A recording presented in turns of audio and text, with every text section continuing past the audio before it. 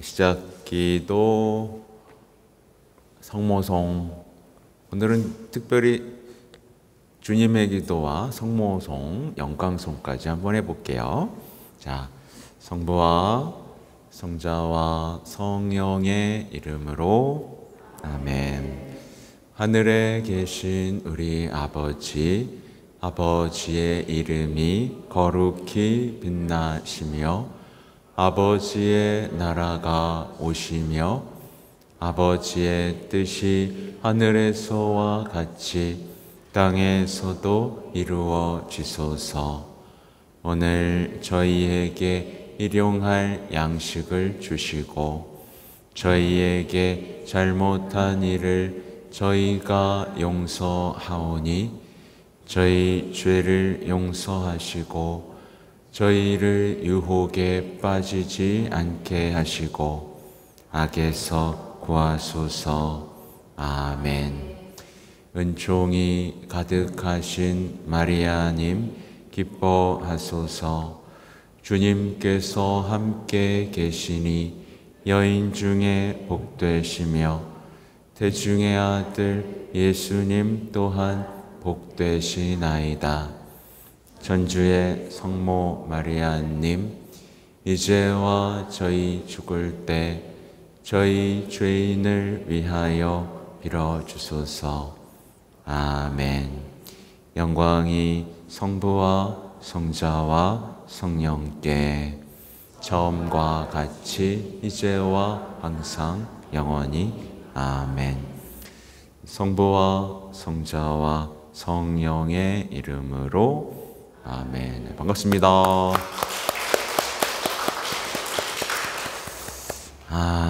아무튼 오늘도 덥고 좀 찌부둥한 날씨인데 와주셔서 고맙고요.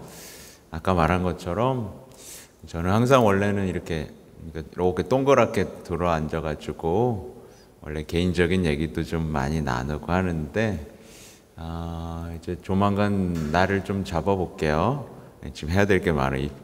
입교 예식도 해야 되고 이렇게 해야 되는데 아무튼 오늘은 거룩하고 보편된 교회 맞죠? 맞아요. 내가 또 하나 뛰어넘을까 봐 다시 확인하는 중이에요. 제 벌써 12과입니다.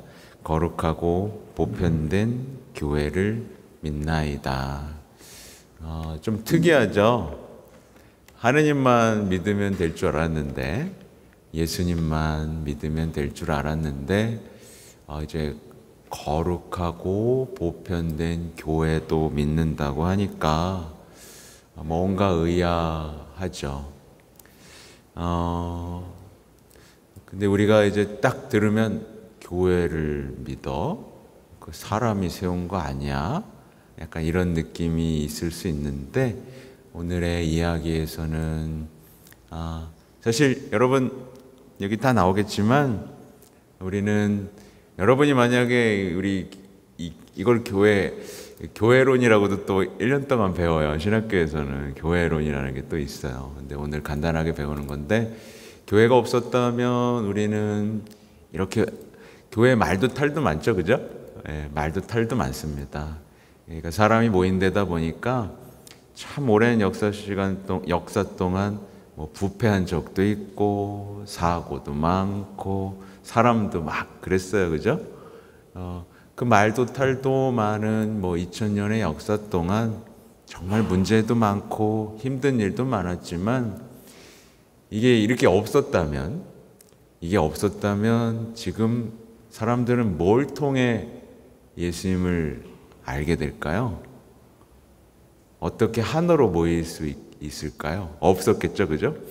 네, 교회가 없었다면 이렇게 잘 정돈된 질서 속에서 신앙이 보존돼 올 수도 없을 뿐만 아니라 뒤죽박죽 난 이거 믿어 저거 믿어 하면서 막 다 갈라져 가지고 정말 도대체 진짜 믿음이 뭔지조차 헤아릴 수 없었을 것이고, 그죠? 네, 어디서부터 시작해야 돼? 막 이런 생각들도 많이 있었을 거예요. 근데 2000년 동안 이어온 이 가톨릭 교회라는 참 그 거대한 교회의 믿음 안에서 우리는 아, 이거구나. 때때로 실수하고 넘어지더라도 다시 시작할 수 있는 힘의 원천이 이 안에 살아있다라는 걸 만나면서 이렇게 할 수 있죠. 네, 뭐 다른 얘기지만 우리 가정이라는 제도가 없었다면 우리가 어떻게 됐겠어요? 가정을 보호하는 이 제도가 없었다면 우리가 뭐 그냥 난장판이죠. 동물의 왕국 되고 뭐 그랬겠죠. 그래서 우리가 지켜야 될 것들이 몇 가지가 있습니다. 아무튼 오늘은 교회인데요. 학습 목표는 교회는 하느님의 백성으로서 이게 또 사랑과 친교의 공동체임을 믿는다. 이게 나중에 얘기 나오겠지만 교회는 어떤 건물을 얘기하는 게 아니라 함께 있는 하나님의 백성을 의미하기도 해요. 그래서 성전이 없더라도 교회 건물이 없더라도 믿는 이들이 하느님을 따르는 백성들이 모여 있다면 우리가 곧 교회라고 볼 수 있을 겁니다. 또 두 번째는 교회는 다양한 직무로 결속된 그리스도의 신비체임을 믿는다. 이렇게 나오잖아요. 이 그리스도 신비체라는 말은 또 뒤에 나오겠지만 이 바오로 사도가 말한 하나의 개념이에요.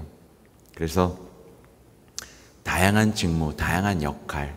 그래서 하나의 신체가 있다고 봤을 때 머리가 예수님이고 우리는 이 몸을 이룹니다. 그러면 누군가는 손 역할하고 누군가는 발 역할을 하고 그렇겠죠. 다양한 역할, 서로가 없어서는 안 되는. 네, 누군가는 심장처럼 교회에 사랑을 불어넣어야 되겠고요. 누군가는 아주 거친 발바닥처럼 교회를 어둠 속에서도 지탱할 수 있어야 되겠고요. 그러니까 서로 이렇게 협력하는 이런 존재들이다라고 간단하게 넘어가면 될 것 같고, 교회는 하나이고 거룩하고 보편되며 사도로부터 이어져 온다는 것을 믿는다. 하나이고 거룩하고 일치되어 있어야 된다는 뜻이고, 거룩하다는 약간 구별되어야 한다는 뜻이고, 이 가톨릭이라는 뜻이 아마 보편되다라는 뜻일 텐데 이걸 뭐라고 설명해야 될까요? 누구나 쉽게 받아들일 수 있는 하나의 믿음 체계라고 하면 될까요? 아무튼 사도로부터 이어져 온다. 예수님의 12제자로부터 온전히 이어져 온 공동체라는 것을 믿는다. 이게 오늘 학습 목표입니다. 읽어볼게요. 인간은 누구나 나면서부터 죽을 때까지 가정과 학교, 사회와 국가 안에서 서로 유대를 가지고 도우면서 살아갑니다. 그래서 인간을 사회적 동물이라고 말합니다. 이는 인간이 혼자서는 살 수 없으며 공동체 생활로서 품위와 인격을 완성시킬 수 있다는 것을 의미합니다. 이게 언제 드러났죠, 우리? 이게 놀랍게도 이 시대에 굉장히 난 혼자서도 잘 살 수 있어, 굉장히 이기적인 마음들이 가득했을 때 갑자기 닥친 게 뭐였죠? 코로나였어요. 코로나가 이 전 세계에 닥치면서 우리는 알게 됐죠. 우리가 혼자 살 수 없구나. 의사가 없어도 안 됐고, 예를 들면, 그죠?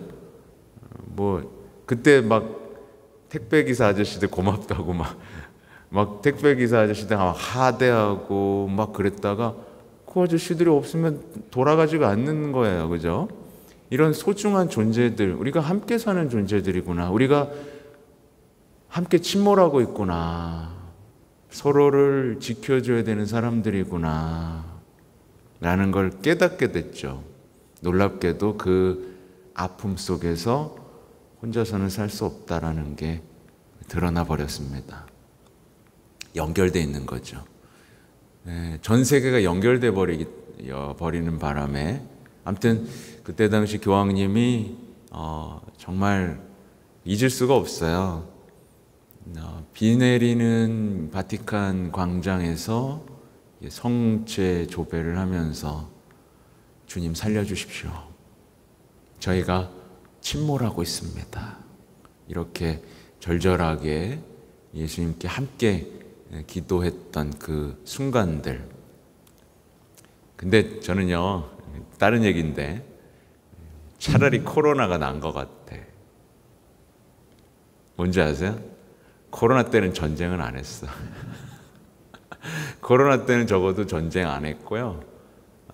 적어도 국가 간에 어느 정도 이제 서로에 대한 코로나 백신 지원을 한다든가 하면서 적어도 어느 정도 민족주의를 벗어나면서 좀 열려 있었어요. 근데 끝나려고 하자마자 막 전쟁하고 죽이고 뺏고 이익 따지고, 그죠? 다시 우리의 정말 바닥 같은 악함이 드러나 버렸어요. 참, 그쵸? 그때가 더 착했죠? 그때는 착했어요. 지도자들도. 어쩔 수 없었는지 모르겠지만 지금 막 전쟁하고 난리도 아니에요.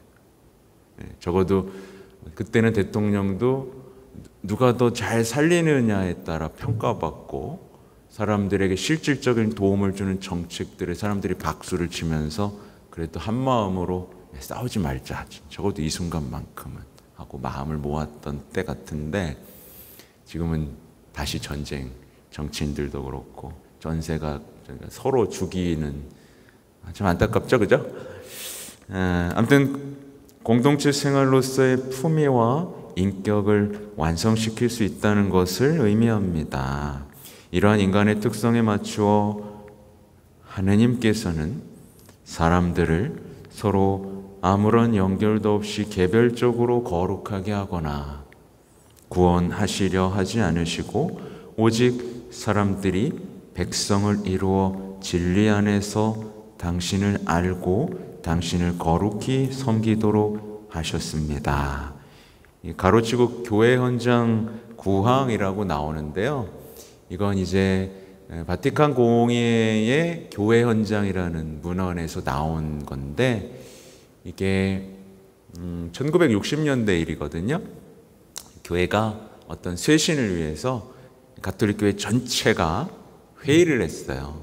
그래서 다시 한번 쇄신의 의미를 가지면서 모든 것들을 좀 새롭게 정의하고 새롭게 나아갈 방향을 잡았거든요. 이때 다시 한번 이렇게 선언한 내용들입니다. 그래서 보면 혼자서만, 예를 들면 나 혼자 거룩하게 해서 구원받을 거야, 이게 아니라, 그래서 놀랍게도 우리는 부부를 이루잖아요, 그죠? 부부 서로 결혼하고 서로, 요즘은 서로 견디기가 되게 어렵죠? 아니에요? 둘이 견디기 되게 어렵죠? 견디기 어렵습니다. 제가 오늘 9시나 11시 때도 얘기했지만 부부가 견디기가 쉬운 게 아니에요. 왜냐하면 완전히 다른 삶을 살았잖아요, 그죠? 근데 이 기도 안에서 서로의 허물들을 통해서도 하느님은 이 둘의 허물을 통해서 서로의 예언자가 되고 서로의 결점을 보완하고 인내하면서 사랑하는 가운데 같이 구원하시는 그 힘, 이런 것들을 제가 얘기 드렸는데,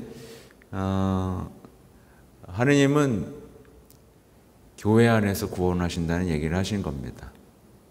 나 혼자 잘났어 하고선 착하게 살 거야가 아니라 함께 구원하신다라는 얘기를 하시는 거고요.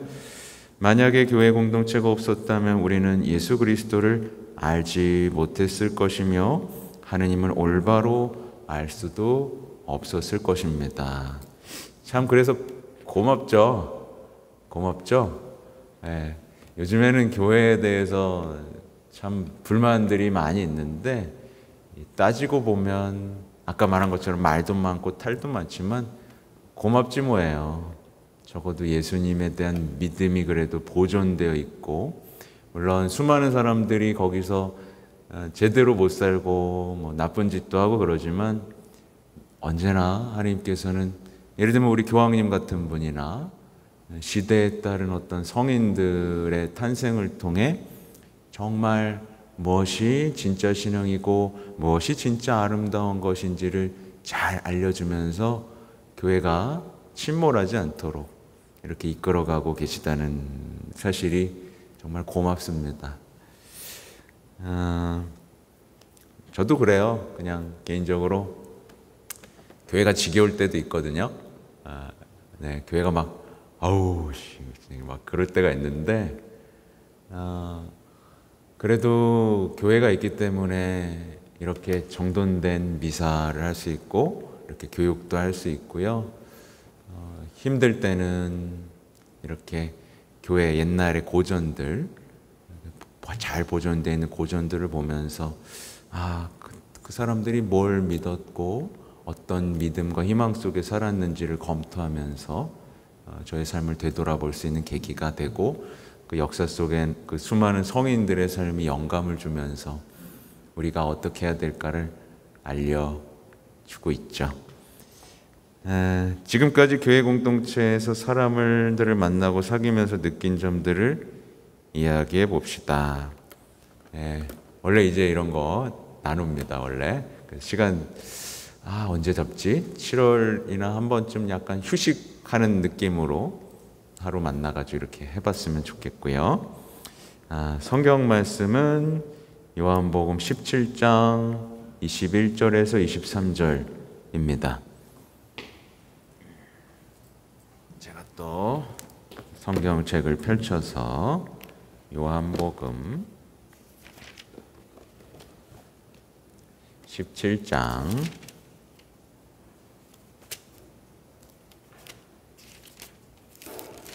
21절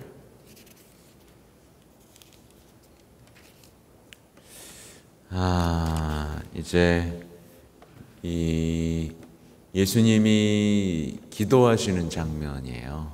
그래서 당신 자신을 위해서도 기도하시고 제자들을 위해서도 기도하시고 여기서는 이 믿는 이들을 위하여 기도하시다라는 제목을 가지고 이제 20장부터 시작되는 내용입니다. 읽어드릴게요. 예수님의 기도예요. 저는 이들만이 아니라 이들의 말을 듣고 저를 믿는 이들을 위해서도 빕니다. 이들은 아까 제자들이죠. 그들이 모두 하나가 되게 해주십시오. 아버지께서 제 안에 계시고 제가 아버지 안에 있듯이 그들도 우리 안에 있게 해주십시오.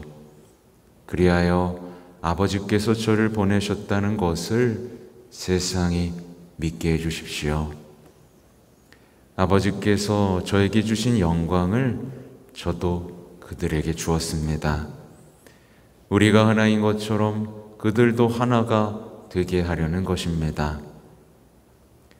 저는 그들 안에 있고 아버지께서는 제 안에 계십니다. 이는 그들이 완전히 하나가 되게 하려는 것입니다. 그리고 아버지께서 저를 보내시고 또 저를 사랑하셨듯이 그들도 사랑하셨다는 것을 세상이 알게 하려는 것입니다. 저 더 읽어드릴게요. 아버지께서 저에게 주신 이들도 제가 있는 곳에 저와 함께 있게 되기를 바랍니다.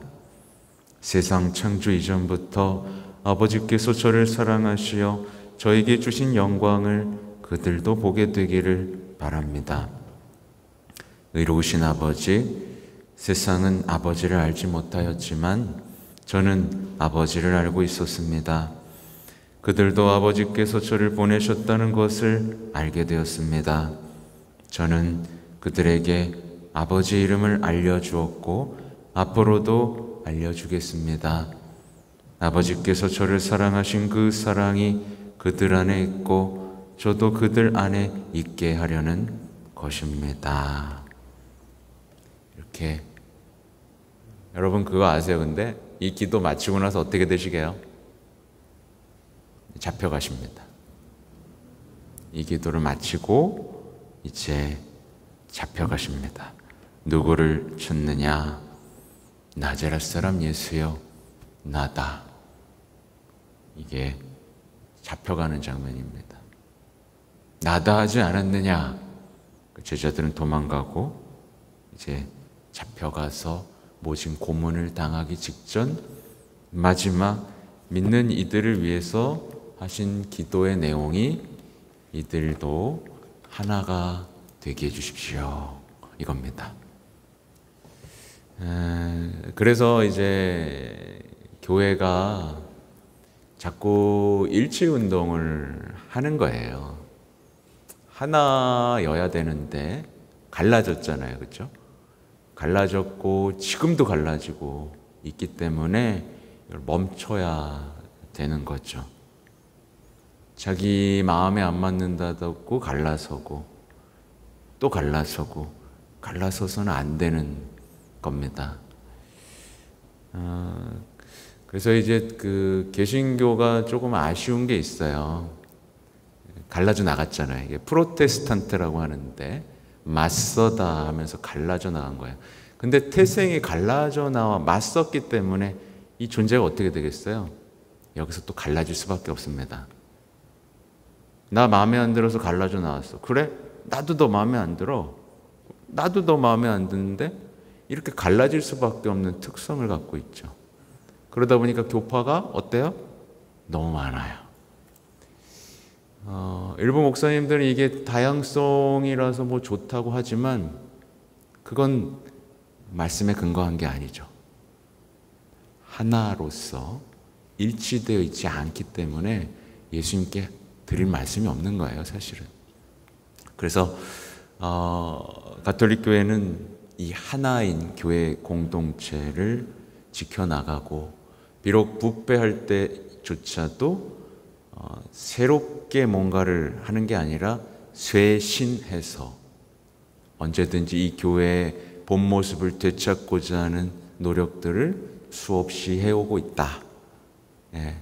그리고 교황님이 계속해서 어떤 다른 단체 지도자들을 만나면서 하나인 교회를 이뤄가고 싶어 하시는 이유가 여기에 있는 거지. 근데 이제 일부 개신교에서는 이제 뭐 교황 숭배다 뭐 이런 식으로 폄하하면서 그렇게 하지만 그렇지 않다라는 말씀을 드립니다. 말씀에 근거하는 것이라는 걸 이해하시면 좋겠어요. 자, 풀어봅시다. 보면 이제 여기 나오는 내용들은 교회의 어떤 창립, 정의, 몸, 뭐 특성, 교계 제도, 그러니까 교회의 탄생 얘기에서부터 제도적 교회와 또 지상에만 있는 교회가 있지 않고 하늘에도 교회가 있잖아요. 하늘의 교회, 이렇게 같이 통공하는 이 교회의 모습까지의 내용들을 아주 간략하게 담고 있어요. 자, 교회 창립입니다. 예수님께서는 복음 선포 활동을 하시면서 당신을 믿고 따르는 사람들 가운데 12명을 선택하시어 사도로 삼으셨고 그들에게 당신의 사명을 함께 수행하게 하셨습니다. 예수님께서는 베드로 사도에게 내가 이 반석 위에 내 교회를 세울 터인즉 저승의 세력도 그것을 이기지 못할 것이다. 예. 그래서 지금 교회 수장인 프란치스코 교황님은 이제 베드로의 후계자로서 어떤 믿음의 어떤 지도 역할을 하고 있고, 그죠? 참, 근데 이 말 자체가 여러분 예수님이 얼마나 무모하신지 아시죠? 한낱 인간일 뿐이고 배신도 했던 그 나약한 사람의 믿음 위에 교회를 세웠습니다. 그죠? 여러분 인간적으로 어떻게 보여요? 불안해 보이죠? 그죠? 근데 약속을 하십니다. 저승의 세력도 그것을 이기지 못할 것이다. 하며 교회 창립을 예고하셨고 부활하신 다음에도 베드로 사도에게 나타나셔서 내 양들을 돌보아라 하고 당부하셨습니다. 내 양들을 돌보아라. 그러니까 여러분 누구 양이에요? 그러니까 예수님 양인데 교회에 이제 사도들의 어떤, 저는 이렇게 표현해요. 주교님이라는 표현 좀 아세요? 교황님이 하얀 이런 모자 쓰고 있는 거 아시죠? 주교님은 이제 약간 뭐라고 해야 되지? 자주색 쓰고 계세요. 추기경님이 누군지는 아시죠? 김수환 추기경님 빨간 모자를 쓰고 계시고, 그 다음에 이제 자주색 쓰고 계시고, 그 밑에 저는 이제 그냥 양치기 개라고 생각하시면 됩니다. 저는 이제 몰고 다니는 거예요. 어디 가, 이씨. 여기 있어, 이씨. 이렇게. 저는 양치기 목자의 개다라고 생각하시면 됩니다. 개하고 양입니다. 그래서 이제 까불면 어떻게 하는 거죠? 제가 가서 물어요. 어디가, 이씨. 이렇게 물고, 겁주고, 이렇게. 근데 제가 으르렁거리면 그냥 도망가면 됩니다. 어디로? 목자 쪽으로 도망가면 되는 겁니다. 제가 으르렁거릴 때마다 여러분은, 내가 지금 어디로 가고 있다? 이상한 데로 가고 있다. 그러니까 으르렁거리면, 왜 나한테 자꾸 그래? 그러면 안 되고요. 으르렁거리면 그냥 뒤돌아서 얼른, 제대로 된 길에서 내가 벗어났구나 라고 인식하시면 될 겁니다. 예수님께서 승천하신 다음 사도들은 오순절에 성령을 가득히 받고 세상에 나아가 자신들이 부여받은 사명을 당당하게 수행하게 되었습니다. 그래서 오순절, 그래서 성령 강림, 성모님과 함께 모여 기도했을 때 성령이 내렸고, 요때를 또, 그러니까 교회가 언제 시작됐느냐에 대한 학자들의 논쟁이 있긴 하지만 보통 이날 교회가 탄생했다라고 말을 합니다. 이렇게 하여 교회가 출발하게 된 것입니다. 그러니까 사실 예수님이 제자들 몰고 다닐 때부터 교회 시작된 거죠. 그죠? 근데 어떤 그런 창립에 대한 이야기들을 이렇게 얘기하는 거예요. 그래서 성령 강림 날은 바로 나오죠. 교회 창립일이라고 할 수 있습니다. 성령으로 충만한 초대교회 공동체는 한마음 한뜻이 되어 서로 가진 것을 나누며 형제적 사랑으로 친교를 이루고 함께 하느님을 찬양하였습니다. 이게 이제 성경에 보면 이제 마테오, 마르코, 루카, 요한 복음이 있고 바로 이어서 사도행전이라는 게 나와요. 사도행전이라는 게 나오는데 이게 뭐냐면 이제 이 예수님이 승천하시고 나서 제자들이 모여서 기도하고 이때 이제 교회가 창립된 거죠. 그럼 이 사도들이 어떻게 살았는지에 대한 내용들이 나와요. 그러니까 이 사도행전을 보면 초기 교회 그리스도 공동체가 어떻게 살았고 어떤 본 모습을 지녔는지가 아주 명확하게 나오겠죠. 그렇죠?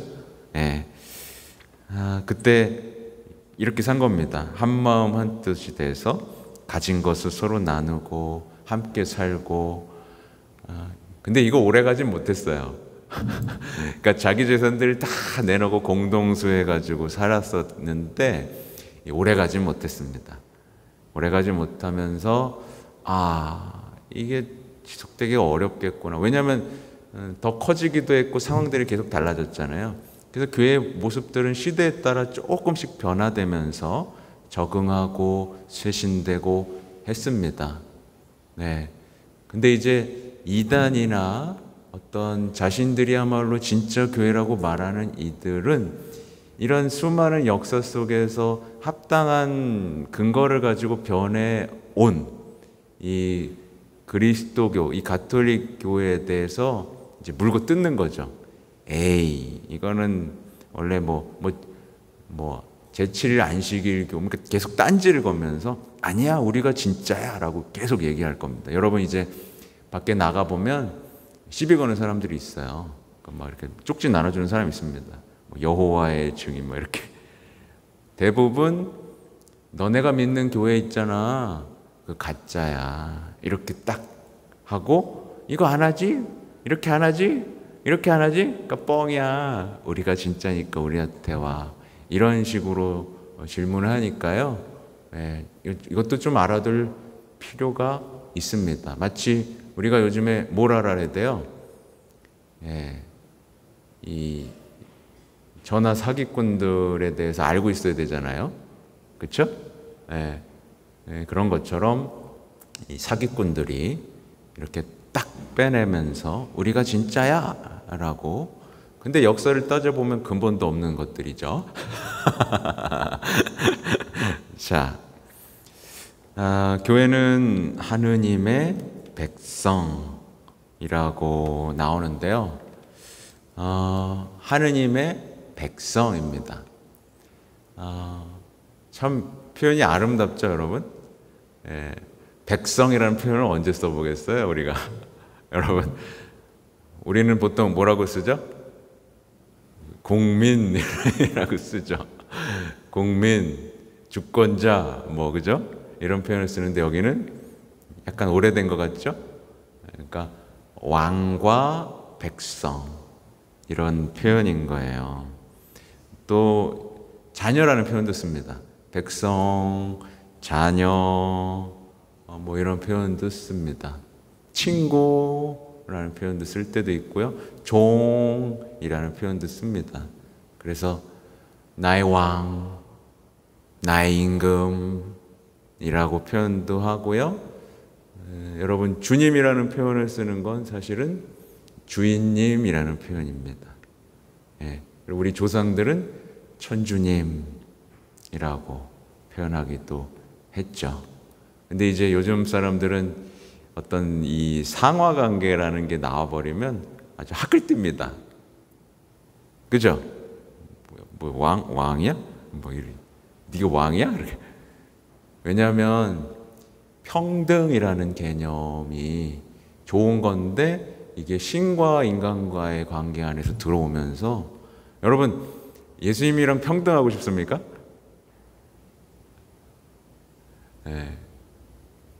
근데 이제 이런 개념들이, 이건 다른 개념이지만 부부가 평등합니까? 부부에는 평등 개념이 들어가면은 위험해져요. 부부는 사랑하고 존경하고 순종하는 관계입니다. 부부 사이에 평등이라는 개념이 들어가면서 부부들이 분열이 생기기 시작한 거예요. 내가 설거지했으니까 너도 설거지하고, 내가 돈 벌었으니까 너도 돈 벌어오고, 뭘 똑같이 해야 되는 사람들처럼. 아니요, 고유한 역할들과 서로 보완해주는 역할들이 있는 건데, 이게 마치 경쟁 관계이자 지배와 피지배 관계에서 어떤 혁명을 일으켜야 되는 이렇게 헷갈리게 만들어 놓으면서 우리 남녀 간의 관계가 마치 이 협조전대, 경쟁하고 싸워야 되는 관계의 프레임으로 악마가 우리를 이렇게 방해하고 있죠. 교회는 하나님께서 세상과 인간의 구원을 위하여 불러 모으신 공동체. 되게 멋있죠? 하나님께서 세상과 인간의 구원을 위하여 불러 모으신 공동체. 여러분의 정체성입니다. 세상의 구원, 내 옆에 있는 사람의 구원을 위해 불러 모았고 응답한 사람들의 공동체다. 하나님께서는 흩어진 하나님의 자녀를 하나로 모으시려고 먼저 아브라함을 선택하시어 계약을 맺으셨으며. 여러분, 아브라함 들어본 사람? 여기 들어봤어요? 안 들어봤죠? 아브라함. 아브라함 링컨 들어봤죠? 아브라함은 이제 구약에 나오는 어떤 신앙의 믿음의 선조이고, 나중에 그냥 검색해봐도 나와요. 이게 다른 얘기인데, 요즘에 이 챗GPT 있잖아요. 여러분 만약에 신앙적으로 궁금한 거 있잖아요. 챗GPT한테 한번 물어보세요. 예를 들면 누가 이런 질문을 해요. 보이지 않는 하느님을 어떻게 믿죠? 그럼 여러분 대답할 수 있겠어요, 여기? 쉽지 않죠? 챗GPT한테 한번 물어보십시오. 보이지 않는 하나님을 어떻게 설명하지? 그러면 네! 그러면서 쫙 설명. 100% 믿으면 안 되지만 어쨌든 그 정도로 굉장히 놀랍더라고요. 생각보다 놀랍게 답을 냅니다. 그 아브라함도 물어보세요. 아브라함이 누구야? 그러면은 이제 설명해 줄 겁니다. 근데 여기서 배우세요. 그런 건 재미난 얘기고. 아브라함을 선택하셔 계약을 맺으셨으며 그의 후손인 이스라엘 민족을 이집트의 종살이에서 구출하시어 계약을 맺으셨고, 이제 너희가 내 말을 듣고 내 계약을 지키면 너희는 모든 민족들 가운데에서 나의 소유가 될 것이다 하시면서 그들을 당신 백성으로 삼으셨습니다. 이게 굉장히 기쁜 얘기인데, 요즘 사람들은 이제 들으면 뭐 나를 뽑았다고 이렇게 약간 이런 백성이 된다는 정체성, 열린 마음으로 이걸 보시면 좋겠어요. 그들을 또 하나님께서는 보라, 그날이 온다, 주님의 말씀이다. 그때 나는 이스라엘 집안과 유다 집안과 새 계약을 맺겠다. 그들의 가슴에 내 법을 넣어주고 그들의 마음에 그 법을 새겨주겠다. 그래야 나는 그들의 하느님이 되고 그들은 나의 백성이 될 것이다. 예레미야 예언서의 내용인데, 제가 성경 할 때 말씀드렸지만 구약, 신약은 새 계약이란 뜻이라고 이해하면, 약하면 약속, 계약 이렇게 떠올리면 돼요. 장차 온 세계의 모든 민족들과 새로운 계약을 맺으시어 당신 백성으로 삼으시겠다고 약속하셨습니다. 그리고 마침내 예수 그리스도께서는 하느님 아버지의 뜻에 따라 이 세상에 오시어 당신의 피로써 온 인류를 구원을 위한 새로운 계약을 맺으셨습니다. 바오로 사도는 고린토 신자들에게 보낸 첫째 서간에서 곧 그리스도 예수님 안에서 거룩하게 되어 다른 신자들이 사는 곳이든 우리가 사는 곳이든 어디에서나 우리 주 예수 그리스도의 이름을 받들어 부르는 모든 이들과 함께 성도로 부르심을 받은 여러분에게 인사합니다 하고 말하였습니다.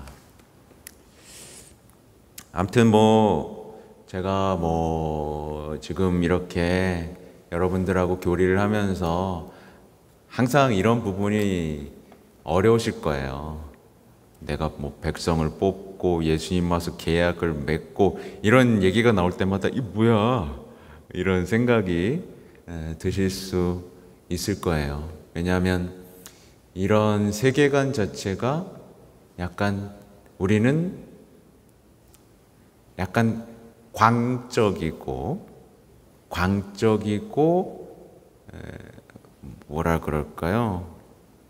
약간 이상한 사람들의 모임 속에 내가 들어간다. 마치 2000년에 재림을 기다리면서 웅성웅성거리고 독약을 먹고 죽었던 그 사람들의 집단에 들어간다라는 약간 걱정 아닌 걱정을 우리는 은연중에 우리 내면에 어떤 방어 기제들이 막 발달합니다. 그런 사람 있나요? 괜찮아요. 왜? 근데 좀 걱정하지 마시라고 하는 거예요. 여러분이 그렇게 듣고 학습한 게 아니라 여기 와서 본 것만 생각하시면 됩니다.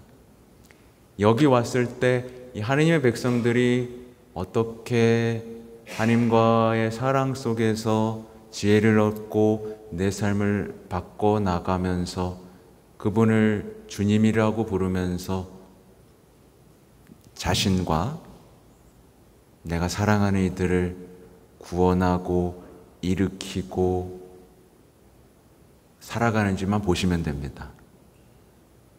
제가 어제 우리 어린이 미사였는데 아이들하고 이런 얘기를 했어요. 제가 이제 복사들하고는 이런 얘기를 가끔 합니다. 그러니까 아이들이 이제 철학적 사고를 할 수 없게 되어버렸잖아요. 그래서 예를 들면 이런 질문을 하는 거예요. 너는 어디서부터 왔다라고 생각해 본 적 있어? 그리고 죽으면 어디로 향할, 인생을 어떻게 하면 완성할 수 있을까에 대한 생각을 해본 적 있어? 네. 아니요. 네.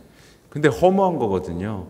내 인생이 어디서부터 시작됐고 나는 어떻게 살아야 되고 어떤 삶을 완성해야 되는지에 대한 질문조차 하지 않은 채 넌 꿈이 뭐야? 라고 말했을 때 그의 인생 얼마나 허무해질까요?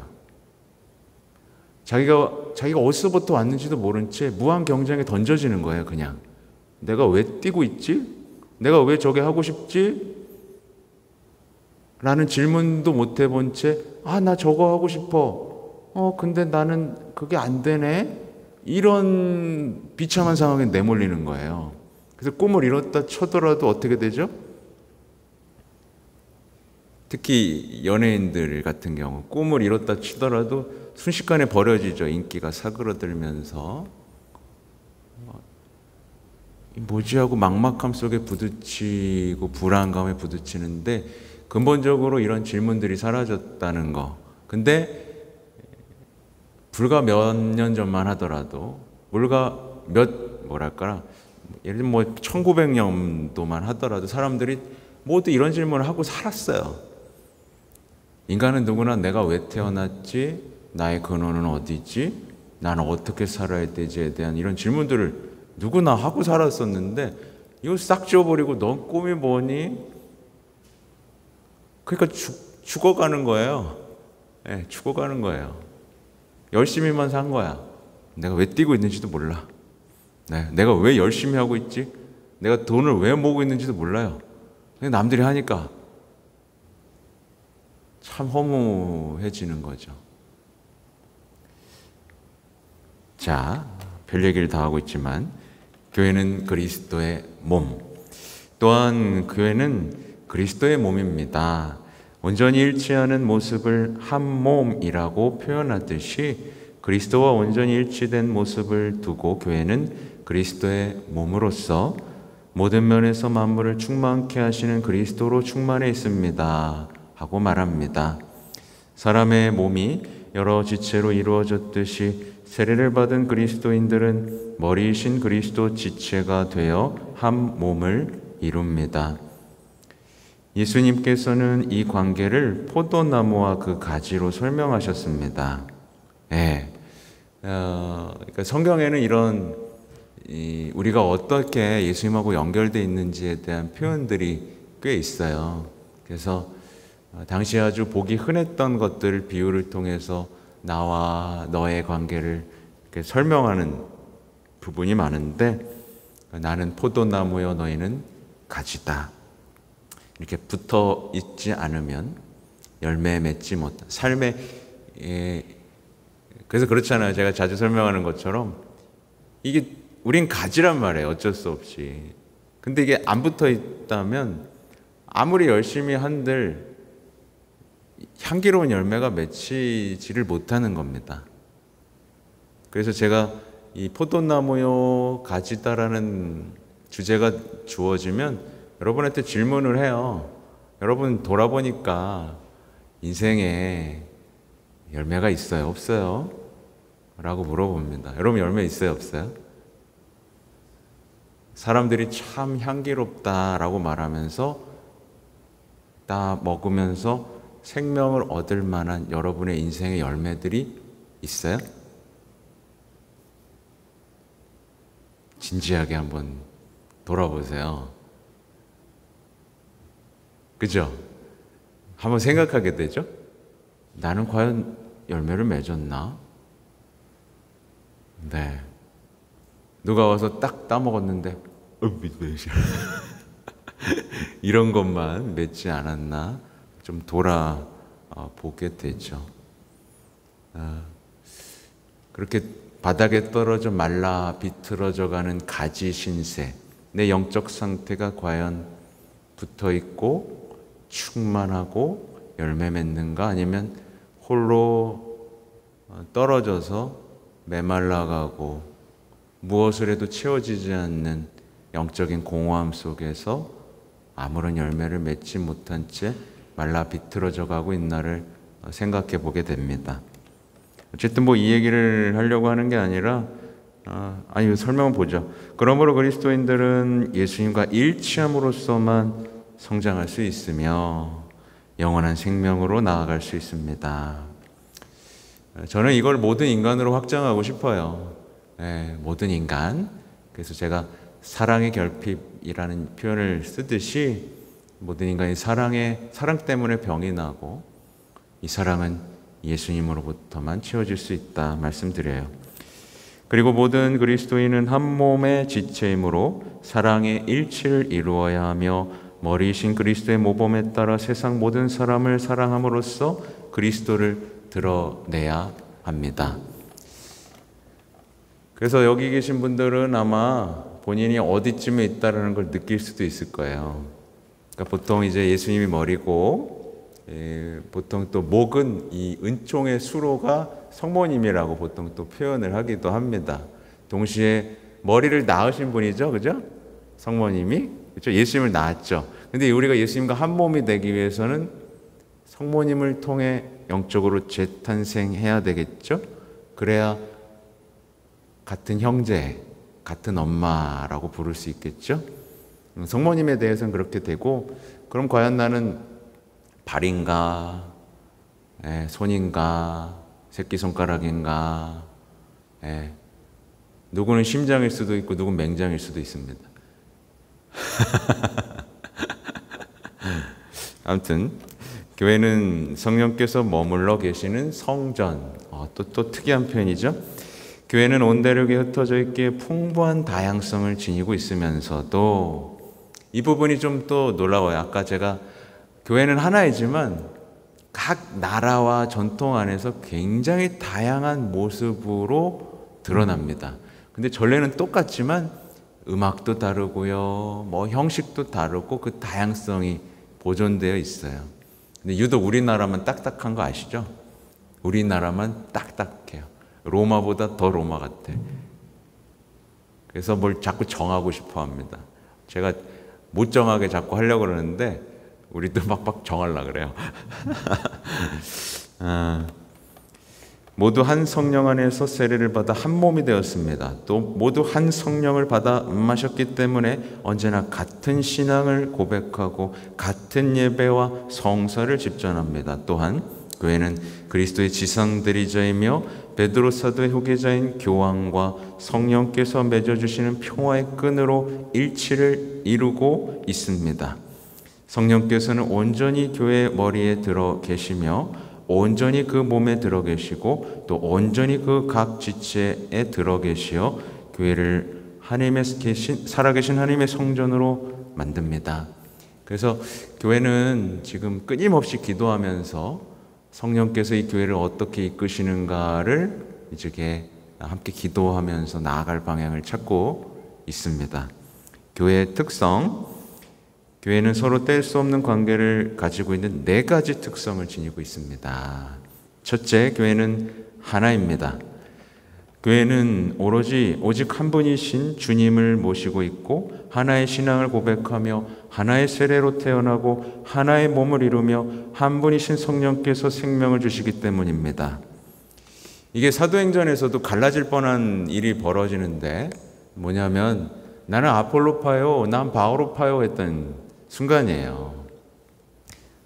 성경을 좀 읽어보신 분들은 알죠. 사람들은 나눠지고 싶었어요. 바오로파, 마음에 드는 지도자를 따라서 나눠지고 싶었어요. 네. 근데 지금 놀랍게도 이게 개신교 모습이죠.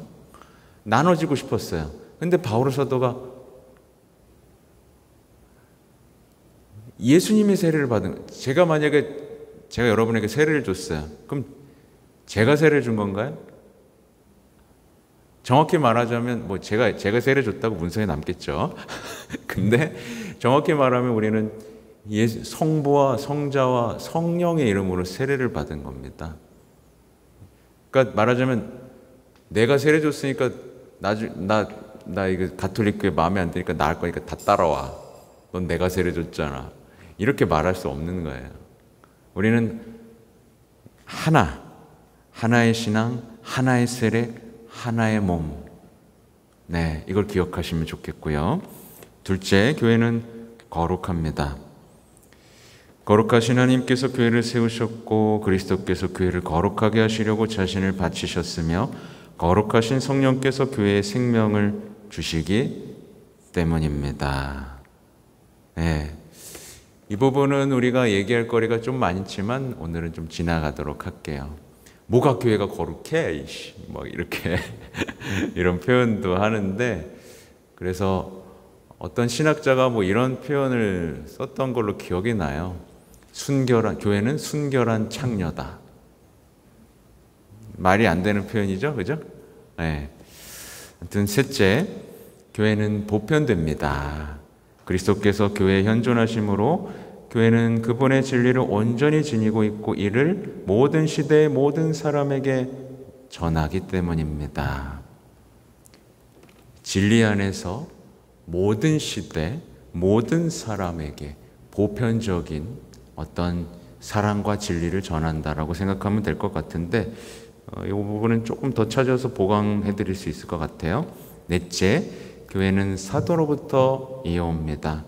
교회는 예수 그리스도께서 직접 선택하신 사도들 위해 세워졌으며 성령의 도움으로 사도들의 후계자인 주교들을 통하여 사도들의 가르침과 고귀한 신앙의 유산을 보존하고 이어오고 있기 때문입니다.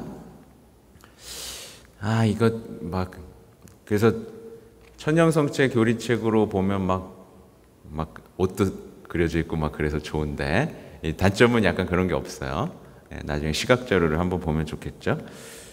교계제도. 예수님께서는 하느님의 백성을 돌보고 세상에 복음을 전파하시려고 교회 안에 다양한 직무를 마련하셨고 당신의 몸을 이루는 각 지체에게 고유한 직무를 수행하게 하셨습니다.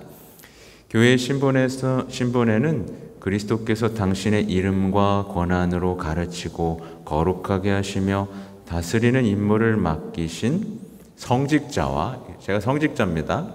성직자와 교회와 세상에서 하나님 백성 전체의 사명을 수행하는 평신도가 있습니다. 여러분이 평신도. 근데 이름을 좀 바꿔야 된다고 생각해요. 자꾸 평신도 그러니까 자꾸 평범하게 살라 그래요. 네, 평범하게 살라 그럽니다.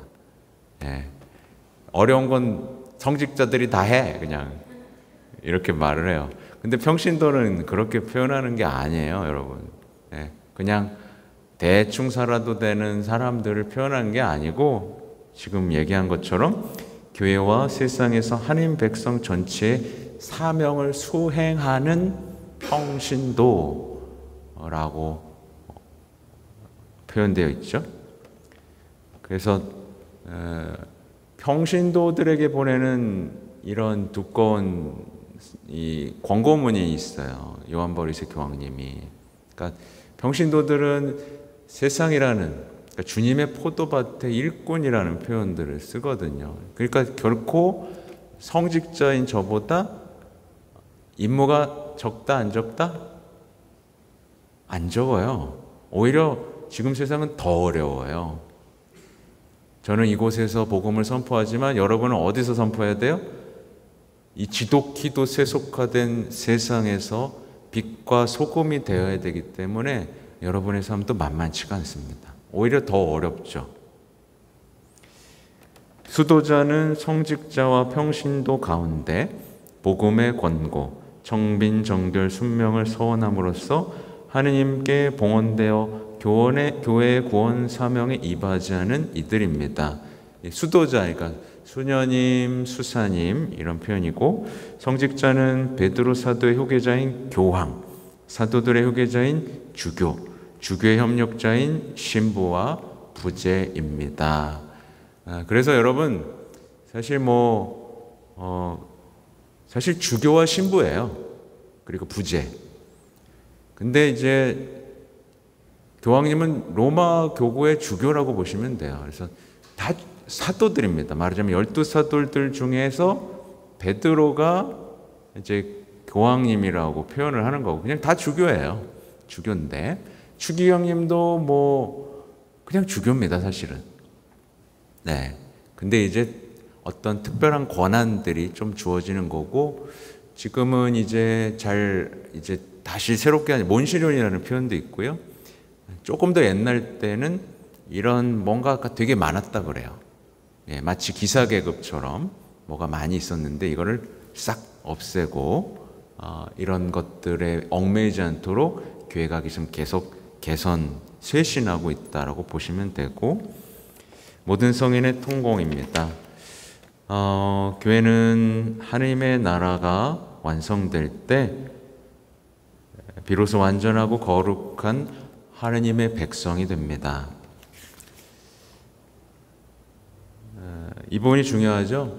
하느님의 나라가 완성될 때 그리스도의 몸을 성장시켜야 할 사명을 안고 살아가는 그리스도인들은 지상의 순례자들이므로 그들로 구성된 이 지상의 교회는 순례하는 하느님의 백성입니다. 그들로 구성된 이 지상의 교회는 따라서 교회는 그 지체들의 허물과 인간적인 나약함도 함께 껴안고 있으며 인류 역사의 기복에 따라 때로는 영광의, 때로는 시련의 교회가 되기도 합니다. 그러므로 하느님의 자녀가 된 그리스도인들, 하느님의 백성인 교회는 끊임없이 회개하고 정화되고 쇄신되어야 합니다. 모든 신자가 그리스도 안에서 한 몸을 이루기 때문에 우리는 모든 성인의 통공교리를 믿습니다. 우리는 기도와 희생, 특히 미사 성제로 서로 일치되고 도와줍니다. 빵이 하나이므로 우리는 여럿일지라도 한 몸입니다. 우리 모두 한 빵을 함께 나누기 때문입니다. 우리는 천국의 성인들과 일치하고 그들을 기억하고 추기를 지내고 그들의 모범을 따릅니다. 천국에 있는 성인들도 우리와 함께 하느님을 찬미하며 우리를 위하여 하느님께 기도합니다. 또한 우리와 천국의 성인들은 천국에 들지 못한 죽은 이들에 위해서도 기도합니다.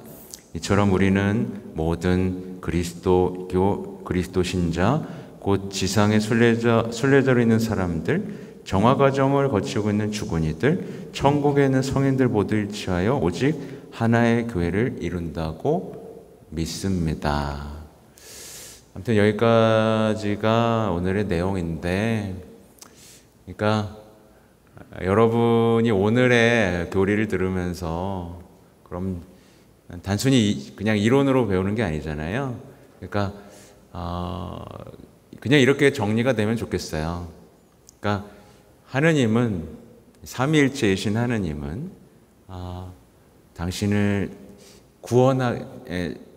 구원하고 싶은 사람들을 한데 이렇게 모아서 당신의 백성으로 삼고 구원하신다. 그게 지금 우리가 눈으로 보고 있는 교회다.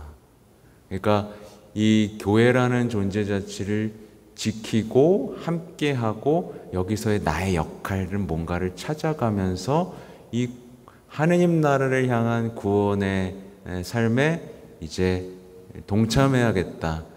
그러니까 조금 다르죠. 그동안에는 내가 제일 중요하고 우리 가족이 제일 중요했었는데 이제 또 하나의 세계관이 바뀌는 순간입니다.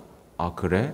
하느님이라는 분이 있고 그분이 구원하시기 위해 교회라는 하나님의 백성을 선택했구나. 그러면 이게 특성이 뭔가를 배웠고, 마지막 부분은 지금 우리 지상의 교회도 있지만 이제 천국에 있는 교회도 있고, 그리고 아직 천국에 들지 못한 어떤 영혼들의 교회도 있고, 이렇게 서로가 서로를 위해서 기도하면서 이 세상에 하나님 나라 더 많은 사람들의 구원을 위해서 힘쓰는 이런 정체성이라는 거. 예. 그러니까 좀 이상하죠? 예, 잘 먹고 잘 살고 신나게 살고 재밌게 살면 되는 건데 갑자기 내가 교회에 속해 있고 함께 통공하는 존재라는 것, 나도 몰랐던 보이지 않는 세계에 대한 설명이 좀 당황스러울 수도 있습니다. 근데 어쨌든 오늘의 배운 이야기들 잘 기억하시면 좋겠어요. 네. 그리고 특히 여기 계신 분들은 여러분 하나하나가 교회다라는 거 기억하시면 좋겠습니다. 네. 그래서 더욱 우리는 서로 싸우면 안 되고요. 지금 우리가 조금 더 와닿게 설명하자면 사탄이라는 존재가 있잖아요. 사탄이라는 존재는 이제 이 교회를 무너뜨리고 싶어 하고요. 특히 여러분의 가정이라는 교회를 무너뜨리고 싶어 합니다. 그래서 우리가 방어할 수 있는 유일한 방법은 기도라는 거를 기억하면 좋겠죠. 그래서 여러분이 아까 묵주기도 있잖아요. 네, 여러분 제가 약속할 수 있어요. 그 묵주기도 우리 회장님이 좀 뭐랄까 갑자기 막 1시간씩 하자 그러니까 1시간 30분 하자 그러셨죠? 네, 30분 하자 그러니까 부담되시는 분들도 있을 거예요. 근데요, 절대 손해보는 일은 없을 겁니다. 여러분이 만약에 예수님께 30분 드렸잖아요. 그러면 그만큼 여러분의 영혼은 강해집니다. 그건 이제 내가 알고 있던 세계와 좀 다르죠. 나에게 영향을 주던 어떤 악한 생각들을 이겨낼 수 있고, 나 어쩔 수 없이 이렇게 되라는 거에서부터 해방될 수 있는 그 힘이 기도로부터 나오기 때문에 웬만하면 여러분 30분까지 거, 그죠? 30분까지 거 한번 나와서 그래 뭐 해보지 뭐 이렇게 한번 굳게 다짐하셨으면 좋겠어요. 아셨죠? 아무튼 오늘은 여기까지 하고, 네. 선생님하고 좀 이제 얘기를 하면서 추후 일정에 대해서 얘기를 해봐야 되겠네요. 자, 영광송 마치겠습니다. 성부와 성자와 성령의 이름으로 아멘. 영광이 성부와 성자와 성령께, 성부와 성자와 성령의 이름으로 아멘. 네, 고맙습니다.